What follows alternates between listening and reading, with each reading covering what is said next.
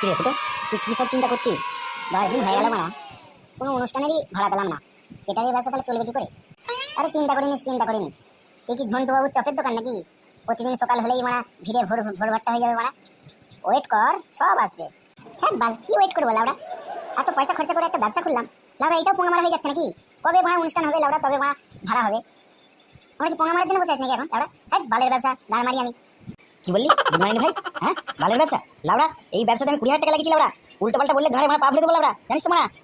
না রে ভাই, কিছু না, শান্ত হ। সব চলে। হ্যাঁ এই তোরা চুপ কর, কেউ হয়তো আসছে। হ্যাঁ গো, এটা কি ফুটো ক্যাটারিং এর জায়গা? আমি কি ঠিক জায়গায় এসেছি? হ্যাঁ কাকা, একদম ঠিক জায়গায় এসেছি। আমি হলো ফুটো ক্যাটারিং এর মালিক ফুটো। কাল বাদ পরশু আমার মেয়ের বিয়ে, তোমাদের ক্যাটারের ভাড়া করতে আসলাম, ঠিক আছে? এই নাও, আজকে হাফ অ্যাডভান্স দিয়ে গেলাম, বাদ বাকিটা কাজ হওয়ার পর দেবো, ঠিক আছে? হ্যাঁ কোনো প্রবলেম নাই,